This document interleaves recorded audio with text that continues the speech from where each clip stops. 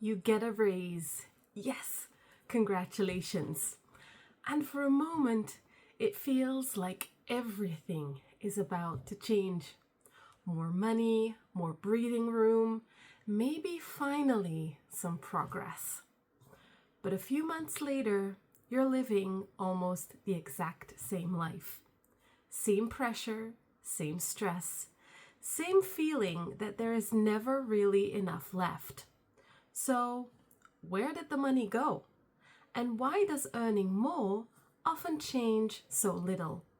Well, the truth is, raises don't just increase your income, it also quietly increases your lifestyle. And if that is something that you don't see happening, you can keep earning more for years without ever actually moving forward. Hi, my name is Becky. Welcome to the channel where we talk about money, life choices, and what it actually takes to build stability and wealth in the real world. This is the third video in our Money Reality series that people rarely talk about. In the previous video, we talked about the middle class trap. If you haven't seen that one, I'll make sure to link it somewhere so you can easily find it. It talks about how your lifestyle slowly grows with your income until there's almost nothing left to build your future with. And today we are going one step deeper.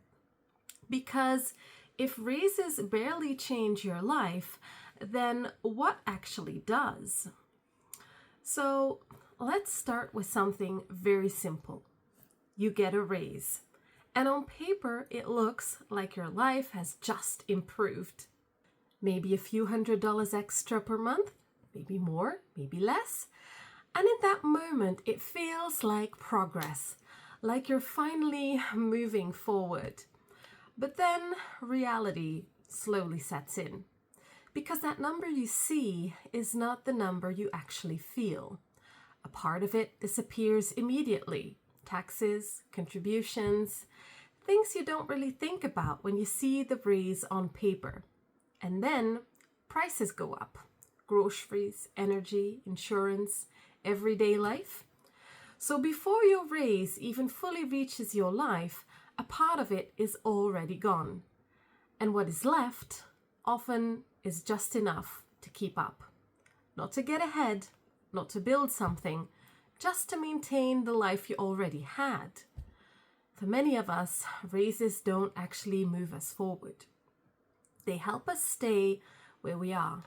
They help us keep up with a life that is slowly getting more expensive. But they don't automatically create space to save. They don't automatically create space to invest.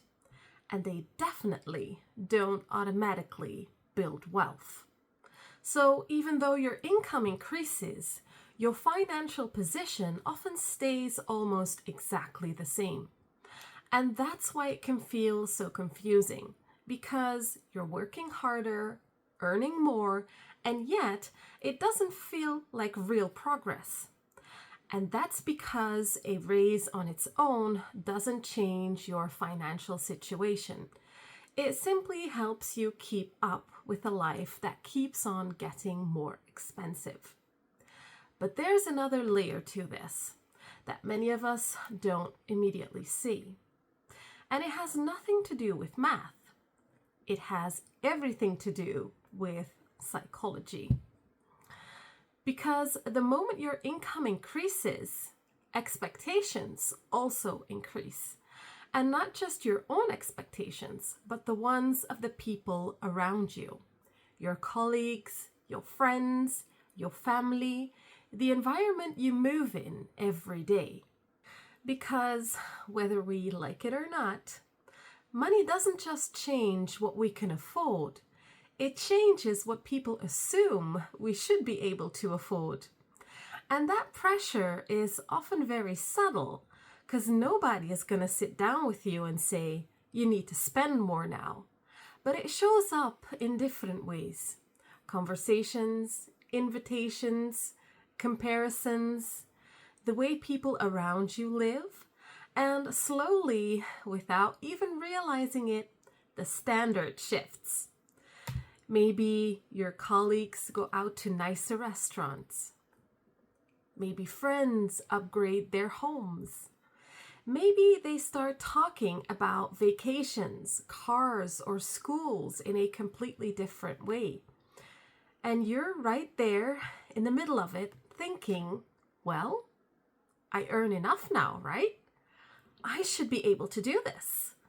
And even though this might sound reasonable, this is where things start to become dangerous.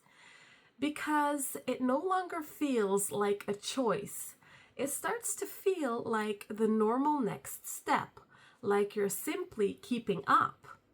Like you are doing what everyone else is doing, almost like you have to do this in order to belong. But your raise already barely helped you maintain your current lifestyle. It didn't create real financial space. It didn't build capital. It didn't move you forward. It simply helped you keep up. And now on top of that, the environment around you is quietly pushing you to go one step further, to spend a little more, to upgrade just a bit more, to live just slightly above what your system can actually support. Because after all, you earn enough now, right? But this is exactly where things start to break. Because the moment your lifestyle moves even slightly above what your income can comfortably support, your financial system becomes extremely fragile. There is no margin, no buffer, no room to breathe. And suddenly, instead of moving forward, you're constantly trying to keep up. One unexpected cost, one setback, one disruption, and everything starts to wobble. And that is how many people end up in financial trouble. Did that just rhyme?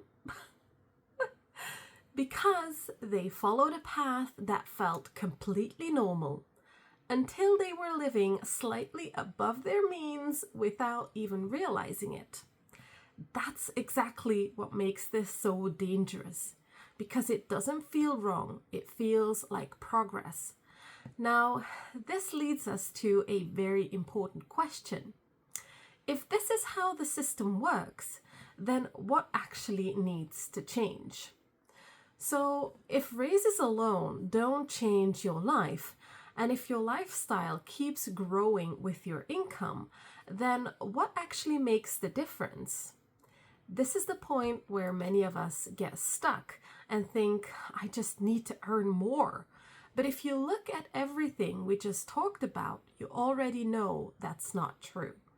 Because every time more money comes in, it disappears again. So the real problem is not how much you earn. The real problem is you spend everything you earn. And I know that this is confronting and even uncomfortable to think about, but you have to learn how to live below your means. If there is nothing left by the end of the month, then all your money is going into your life, into bills, groceries, and so on and so forth. But it means that there is nothing growing in the background, nothing working for you. So the real shift that has to happen is not in your income, it is in your behavior first. Learn how to live below your means. And I know that sounds simple, but in real life, it's not. Because like we just talked about before, there's pressure everywhere to do the opposite, to upgrade, to keep up, to live like the people around you. And that's exactly why most people never create space. But the rule itself is very simple. If there is no money left at the end of the month, you are not living below your means. You are living at your limit or slightly above it, even if it doesn't feel that way. So the first thing that needs to change is this. You need to make sure that every month something stays. It doesn't have to be a huge amount, not something unrealistic, but at least something. Even if it's small in the beginning, because that something is the beginning of everything. That is your buffer. That is your breathing room. That is the start of your future. And only when that is in place does earning more start to make sense. Because now, when extra money comes in, it doesn't automatically get swallowed up by your life. Now you can choose. This part stays, this part goes to savings, and this part gets invested. Now that is a completely different situation, because now your money is not just maintaining your life, it's building something outside of it. This is also the moment when a second stream of income becomes powerful, because now you actually have control over what happens with that extra money. You don't need it to live off, so you can keep it separate. You can let it build, let it grow, and that is the difference. If you earn more without changing anything, your life just becomes more expensive.